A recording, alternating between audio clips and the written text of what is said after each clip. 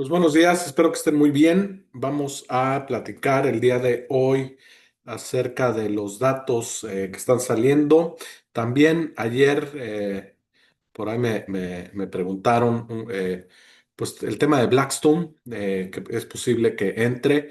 Hay algunos rumores o alguna información que me parece que vale la pena platicar porque se puede malinterpretar lo que hace Blackstone y los ponen como los malos de la película. Esto no es así. Vamos a ver un poquito en qué consiste, qué hacen y por qué este tipo de capitales son buenos para el país, ¿no? Bueno, los mercados caen ligeramente. El Russell sigue siendo el que peor le está yendo en los mercados. El Russell, recuerden que son compañías pequeñas, digo, de pequeña bursatilidad, de poca capitalización de mercado, pero son empresas grandes porque cotizan en bolsa. Estas son las que caen más y han caído más esta semana después de algunos datos de inflación al productor. Hoy sale otros datos inflacionarios que vamos a estar revisando. El Russell cae 0.8, el Nasdaq ligeramente 0.2, el Standard Poor's 0.2 y el Dow Jones sube. Recuerden que pues estos índices están compuestos de manera distinta y es un reflejo de las bolsas, de las acciones, pero son canastas distintas de acciones y cada una pues tiene un objetivo diferente, ¿no? Hay 5 de los 11 sectores en terreno positivo. Hoy México repunta 1.2%, no una muy buena semana para México, pero bueno, la pasada había sido bastante buena. Vemos el dólar perdiendo otra vez terreno contra el euro, contra la libra, el Bitcoin sin cambios, 118,000. Estamos viendo el precio del petróleo, pues sigue bastante bajo. Esto pues también debido a debido a varias cosas, posiblemente tengan que ver con el crecimiento global, no nada más es Estados Unidos, sino también el resto del mundo. Y sí, claramente no estamos en un periodo de crecimiento global, hablando de Europa, hablando de países emergentes, algunos no están creciendo mucho, pero bueno, esto es lo que tenemos el día de hoy en los datos, bueno, en los mercados. En datos económicos, el día de hoy salen las ventas al consumidor, son ventas bastante importantes. Recuerden, este dato es uno de esos que hay que poner mucha atención porque nos habla bastante de cómo está la economía en Estados Unidos. A diferencia de otros países, el consumo interno en Estados Unidos es muy importante y es este el que va moviendo la economía. 60 y tantos por ciento de la economía se debe al consumo interno de Estados Unidos. Estados Unidos consume, pues al menos creo que una tercera parte del mundo, entonces es muy importante que revisemos este dato, las ventas al consumidor siguen subiendo. El consumidor en Estados Unidos está muy fuerte. Estamos viendo que crece 0.5% en un mes. El mes pasado incrementó 0.9%. Sí, es decir, son buenos datos, son muy buenos datos, diría yo, para la economía de Estados Unidos en la parte del consumidor. Seguimos viendo este diferencial entre los datos coincidentes, los datos duros, contra los datos adelantados, donde en la parte adelantada pues no se ve bien, digamos, no se ve muy claro si va a seguir creciendo a niveles que vimos el año pasado o pudiera desacelerarse, inclusive contraerse la economía. Por ahora vemos un crecimiento importante, 0.5%. Hay algunas cosas que hay que revisar, ¿no? Ayer me preguntaban también acerca de, pues, la inflación pudiera venir del lado de la oferta y no de la demanda. Entonces, ¿qué haría la Fed? Pues bueno, es que lo que estamos viendo no necesariamente es que nada más está del lado de la oferta, también está del lado de la demanda porque pues el consumo es bastante fuerte. Pero mientras el consumo esté fuerte, La Fed creo que no se encontraría en una disyuntiva sobre subir o bajar la tasa de interés dependiendo del crecimiento en Estados Unidos. Por ahora no veo, bueno, habrá que esperar el próximo dato del empleo en Estados Unidos para saber si realmente es necesario un recorte de las tasas. Si repunta el empleo, pues la decisión va a estar un poquito más difícil acerca del recorte, pero el tema de este pues, o sea, una economía fuerte con un desempleo de 4.1, 4.2%, difícilmente pudiera soportar bueno, no pudiera justificar un recorte de tasas, sobre todo si la inflación empieza a repuntar. Pero bueno, vamos a ver un poquito, aunque ya el 90% de los inversiones, o sea, hay un 90% de probabilidades de que haya un recorte en las tasas de 25 puntos base para el mes de septiembre. Vamos a ver qué es lo que sucede. Yo creo que no está del todo claro. Hay que esperar el próximo reporte del empleo y el próximo reporte de la inflación. Y yo creo que con eso, pues ya podríamos tener o van a poder tener los datos suficientes la Fed para tomar alguna decisión. Entonces, las ventas al consumidor fuertes, pero por acá hay un dato medio... pues no escondido, pero no es de los más importantes el día de hoy, que es los precios a la importación en Estados Unidos. Los precios a la importación en Estados Unidos repuntan 0.4%. ¿Qué quiere decir? Que todo esto que todo lo que importa de Estados Unidos subió 0.4%. Y esto no es de extrañarnos porque, pues recuerden que los aranceles pues, juegan una parte fundamental pues en este tema y pues obviamente los precios de importación son un poco más caros por estos impuestos. Los precios de exportaciones, como hemos visto, no le han, eh, pues no ha sido recíproco los aranceles con Estados Unidos, a pesar de que algunos países sí le han subido algunos impuestos, no ha sido en la misma magnitud y estos suben tan solo 0.1%. Si vemos precio de importaciones es lo que estará pagando el consumidor en Estados Unidos y la parte de las exportaciones sería el consumidor en otros países. Importante destacar que pues la demanda de autos en Estados Unidos sube de manera importante después del mes pasado que no les fue muy bien a los automóviles, a las armadoras, vuelve a repuntar y esto es bueno, ¿no? ¿Por qué? Pues porque, bueno, sobre todo para México, porque como vimos también el dato de exportaciones y de producción de coches este mes, bueno, el mes pasado, fue bastante bueno, fue un crecimiento importante y esto puede ayudar a la economía en México. Ahora, por otro lado, la producción industrial en Estados Unidos en julio se contrae 0.1%. ¿Qué quiere decir? Que, pues bueno, lo que se está produciendo en Estados Unidos, en la parte pues sí, todo lo que tiene que ver con manufactura, se ha contraído 0.1%. No es bueno, pero yo creo que compensa bastante bien el hecho de que pues de que las ventas al consumidor están bastante fuertes. Luego, hay datos sobre el sentimiento de la economía en Estados Unidos para el mes de agosto. Fue menor de lo que habíamos visto en el mes de julio y de 61 baja a 58.6. No es mucha la caída, pero sí es algo que si sigue esta tendencia pudiera regresar o pudiera bajar de niveles de 50, donde ya implicaría alguna contracción. Todavía está por arriba de eso y no está mostrando, pues bueno, contracción, sigue siendo crecimiento, pero un menor crecimiento. Y esto es por la parte de el consumidor, el sentimiento del consumidor. La otra parte que es importante destacar es las expectativas de inflación. Y lo mismo me preguntaban un poquito de lo que hablábamos ayer, pues bueno, esta parte de la inflación que no necesariamente viene de la demanda, sino pudiera venir de la oferta, pero también lo que estamos viendo es que las expectativas de inflación no están ancladas, están muy por arriba de lo que deberíamos estar viendo. 3,9% para la expectativa de inflación a 5 años es bastante alta, y además la expectativa de inflación en el corto plazo está en 4,9%.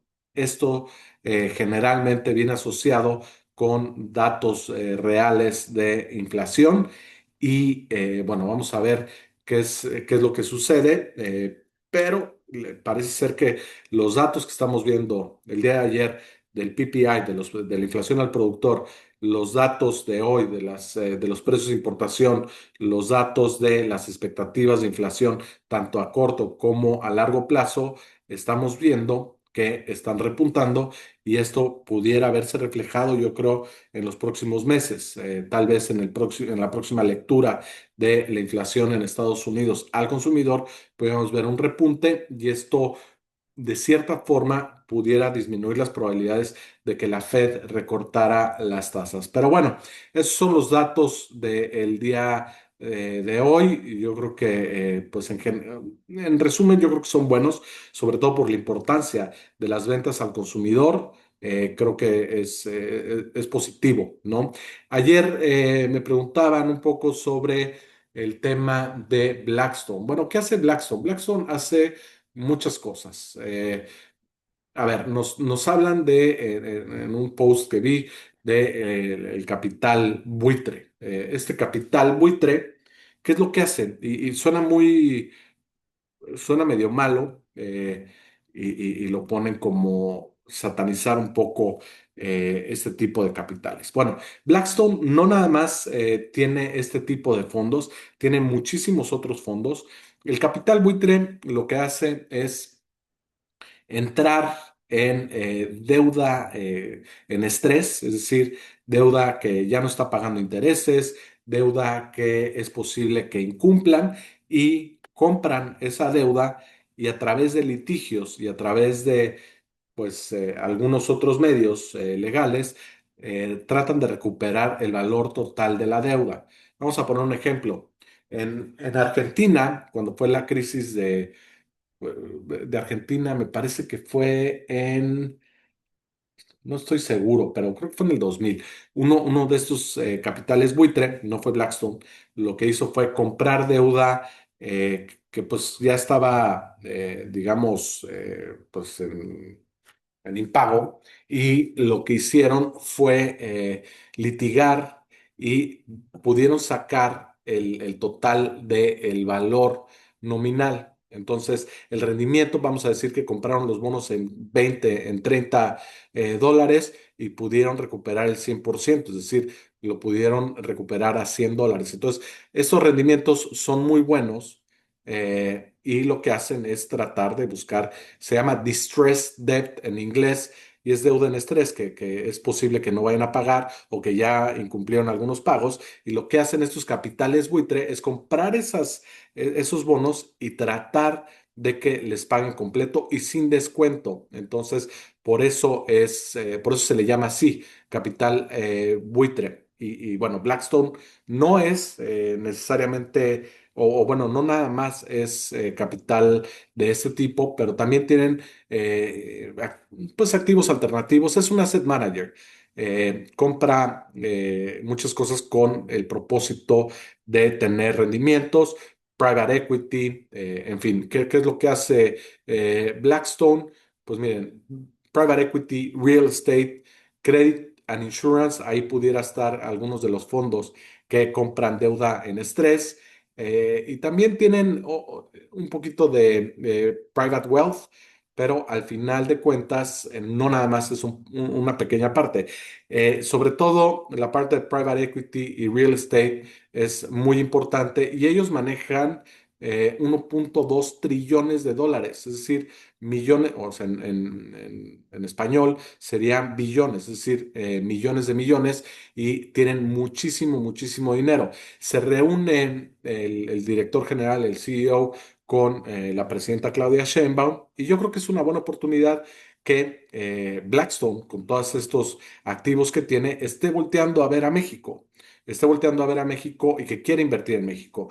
Otra cosa muy distinta es si se van a establecer en México. Este tipo de fondos pueden operar desde, pues la mayoría pueden operar desde donde sea, pueden operar desde Estados Unidos, no necesitan tener oficinas en México para hacer la compra de una empresa, para hacer la compra de un edificio, para hacer la compra de un, pues sí, de desarrollos y bueno, si se establecen aquí o no se establecen aquí, da igual, no da igual para cierto tipo de activos o cierto tipo sí, de activos estratégicos en México donde requiere capital local, pero bueno, creo que es una empresa muy reconocida, tienen muchísimas cosas que ayudan a la economía, sobre todo la parte de private equity, real estate, ayuda a desarrollar un poco, bueno, no un poco, ayuda a desarrollar mucho los mercados. También hacen otras cosas como leverage buyouts, es decir, compran con deuda y lo que hacen con este tipo de compras es estresar mucho las compañías para que puedan crecer, porque a la hora que le meten el costo de la deuda, aprietan mucho las finanzas de la empresa y hacen que las empresas sean más eficientes. Pero bueno, entre todas estas cosas pues también compran empresas, invierten en empresas, son muchas cosas las que hacen. Ahora, ¿por qué es importante este tipo de fondos en México? ¿Por qué es importante este tipo de fondos? No nada más en México, sino en todo el mundo. Blackstone no nada más opera en Estados Unidos, opera a nivel global. ¿Cuáles son las etapas del financiamiento desde que una empresa está en una idea hasta que una empresa sale pública? Y bueno, y digo sale pública porque es cuando pudieran levantar más dinero de los mercados internacionales y generalmente estos IPOs o ofertas públicas iniciales requieren muchísimo capital que hay veces que las firmas pequeñas o no tan pequeñas no pueden financiar todo lo que necesitan para expandir o que la empresa crezca. Entonces, lo primero, yo tengo una idea, voy con un Angels Investors o inversionistas ángeles, capital propio, pido prestado, amigos, friends and family, y empiezo a financiar mi empresa, empiezo a tener ventas, pero necesito capital para crecer, para escalar y lo primero que voy a voltear a ver es Venture Capital. Se llama capital de riesgo en México y lo que hace este capital de riesgo es ya te pone una buena lana en la empresa para que puedas contratar, para que puedas comprar, no sé si es maquinaria o que puedas comprar activos para poder seguir produciendo. A la primera se le llama seed, ¿no? Las primeras rondas son de semilla. Después viene otra ronda, generalmente, este es el caso típico, ¿no? Después viene otra ronda de expansión y vamos a necesitar más capital, pero todavía no es un punto donde el capital sea tan grande. Estaríamos hablando de, si ya te empieza a ir muy bien, algunos millones de dólares. Bien, muy bien. Y ahí vas a ir con otro VC y ahí vas a hacer tu serie A, ¿ok? Esta serie A lo que hace es invertir varios millones ya de dólares y pues ya tienes tu mercado probado, estás mostrando que estás creciendo de manera muy importante y de cierta forma ya tienes una prueba de que tu modelo de negocio funciona y lo que necesitas es expandir. Después viene la parte de crecimiento acelerado. Aquí vienen ya los fondos grandes. Entre los fondos grandes pudiera estar este tipo de empresas, ¿no? Como pudiera ser Blackstone o otras, donde ya inyectan muchísimo más capital. Eh, y posteriormente ya te empiezas a preparar para salir a bolsa, vas a necesitar más tracción, vas a necesitar mejores números. Viene otra ronda privada, probablemente ya serie C, serie D y ya levantan, pues ya aquí en Estados Unidos estás levantando probablemente cientos de millones de dólares y posteriormente viene la salida a bolsa. Es importante la salida a bolsa por varias cosas. Primero, el capital que inyectan es muchísimo más alto. Ya estamos hablando pues, bastantes, por lo menos en Estados Unidos, algunos cientos de millones de dólares, lo que va a valer tu empresa. Y la otra es que los fundadores ya tienen acceso a ese capital, ¿ok? ¿Cómo es que tienen acceso? Pues se vuelve pública y ellos pueden estar vendiendo algunas de sus acciones y ya es cuando se materializa todo. Es decir, yo tenía acciones, vamos a decir, tengo acciones de Piptrade, ¿no? Y pues ahorita las acciones están muy bien, pero yo no tengo acceso o no puedo vender esas acciones, hacerlas líquidas. Entonces ya cuando sales a bolsa, además de todo el dinero que levantaste, ya puedes empezar a vender algunas de ellas y el dinero que estaba en acciones ya lo puedes tener en tu cuenta, ya lo puedes tener, lo puedes hacer efectivo, ya puedes tener una vida lujosa, por decirlo de alguna manera. Entonces es muy importante toda esta cadenita, ¿ok? ¿Qué pasa en México? Primero, los ángeles inversionistas son pocos, pero bueno, existen. Y si te vas a Friends and Family, familia, amigos, puedes estar levantando algo de capital inicial. ¿En dónde se rompe toda esta estructura? En la parte del venture capital. En México no hay mucho capital de riesgo, no, es muy difícil buscar un fondo en México que invierta pues, montos importantes en capital de riesgo. Sí hay, pero hay pocos. Entonces, aquí se empieza a romper y entonces es muy difícil que las empresas pequeñas empiecen a escalar y empiecen a vender más. Después, tampoco hay fondos privados grandes, o por lo menos no establecidos en México. A ver, creo que estaba, no sé si está Carlyle, hoy hay algunos, pero bueno, generalmente lo que hacen las empresas, las startups exitosas, lo que hacen es ir a buscar capital a otros lados, es decir, a Nueva York, a San Francisco, y levantan dinero de ahí. Pero el hecho de que no estén establecidos en México, pues habla de dos cosas. Poco apetito de riesgo de los fondos importantes en México, poca innovación, también pocas empresas y por eso no está el mercado tan grande en la parte de capital de riesgo. Y aquí ya como que se rompe un poquito y por eso pues decimos, oigan, ¿por qué no hay tantas IPOs en México? ¿Por qué no hay mucha innovación? La cadena de financiamiento está un poco rota, no hay tanta liquidez, no hay tantos recursos para los emprendedores.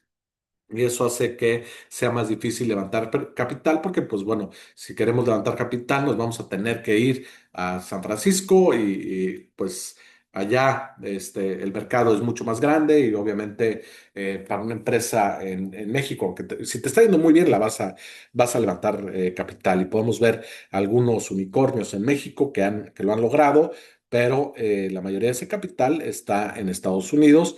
Pero para las startups que están iniciando no es tan fácil, no es tan fácil porque no existe mucho de este tipo de capital y entonces se rompe un poco y si está roto en los inicios o a la mitad, es difícil que lleguen a salir a bolsa y que haya más ofertas públicas iniciales y se desarrolle más el mercado. Entonces, ese es un resumen. ¿Y en dónde está Blackstone? Blackstone está en la serie B, en la serie C, en la serie D. No nada más hacen eso, hacen otras cosas, pero es importante que la gente o este tipo de fondos estén buscando entrar a México para ayudar a poner capital a trabajar en empresas mexicanas. Pero bueno, eso es un poco lo que me habían pedido ayer. Creo que hay que entender un poquito cómo funcionan los mercados financieros y por qué es muy importante tener este tipo de fondos en México. Es importante porque ayuda a toda la cadena de capital en México, ¿no? Entonces, eso es un poco el resumen. Por acá veo buenos días. ¿Y qué tan seguro es invertir con Blackstone? Bueno, mi querido Miguel, si tienes varios millones de dólares, te contestan la llamada. No creas que es para los mortales. Estamos hablando de, levantan mucho dinero de fondos, no, o sea, sus fondos, para el capital mínimo están varios millones de dólares, es decir, tendrás que invertir muchos millones para que te tomen la llamada. Este, así se manejan ellos, ¿no? Además, tienes que ser inversionista calificado, es una serie de cosas, ¿no? Está muy interesante cómo la presión paga las deudas. Es muy importante eh, el tema de cómo presionan con la deuda. Te voy a poner un ejemplo. Vamos a decir que hay un fondo de capital privado que ve una oportunidad en una empresa en México y dice, bueno, la voy a comprar, pero no voy a usar mi capital. Voy a usar el capital de los mercados de deuda, del Debt Capital Markets, y dicen, bueno, voy a comprarla, pero sin mi dinero. Entonces lo que hago es pongo una muy pequeña parte de mi lana, para comprar la empresa y la apalanco muchísimo. Es decir, en realidad el que lo está comprando, entre comillas, es el banco o los inversionistas de la deuda, porque lo compro con muchísima deuda y al final tengo que estar pagando el costo, el servicio financiero, la deuda, y eso hace que las empresas se vuelvan mucho más eficientes y además, pues estas empresas, digamos, en la parte de leverage buyout, ponen poco capital. Es más, ha sucedido donde empresas, y sucede algunas veces, es que las empresas chiquitas acaban comprando a la grande. ¿Cómo lo hacen? A través de un leverage buyout. La compran, la endeudan y al final, si acaban pagando la deuda, el rendimiento es muy, muy bueno, pero, pero bueno, pues así es este tema, ¿no? Las empresas de capital ángel son más bien angel investor, no son empresas. Pues son personas, se llaman, pues sí, el venture capital es fondos, se le llaman fondos de cobertura, capital de riesgo, bueno, fondos de cobertura son hedge funds, pero capital de riesgo. Si están mostrando interés, quiere decir que ven oportunidades, pues puede ser el nearshoring y puede ser otras muchas cosas. Mi querido Tocayo, no nada más es el nearshoring, yo creo que hay muchas oportunidades en México, ¿no? No creo que le estén apostando a lo que ya está pasando, a las empresas están quebrando. No, yo creo que además con el tema de la seguridad financiera y las demandas, aquí es difícil que estén haciendo esto. Pudiera haber muchas cosas, pero eh, tomar capital ángel te pueden financiar proyectos enormes hasta por el 60%, sí o más, o el 60 o el 100%. Es muy importante tomar esta parte de, eh, eh, o sea, es muy importante que este tipo de empresas entren a al mercado, porque le dan liquidez, le dan oportunidad a los inversionistas, a los emprendedores. En fin, ya me amplié un poco. Espero que tengan muy buen fin de semana y te prometo, Miguel, que lo voy a abrir. No sé todavía, creo que lo voy a abrir como comunidad para que entremos y podamos platicar de esos temas. Si tienen alguna duda, ya saben que pues nos pueden contactar. Si sabemos algo, lo decimos y si no, nos lo inventamos. No, no es cierto. No, gracias a ti, Tocayo, un tema muy interesante y no hay que dejarnos llevar por el clickbait muchas veces, ¿no? Gracias a ti, Miguel. Que tengan buen día, buen fin de semana. Hasta luego.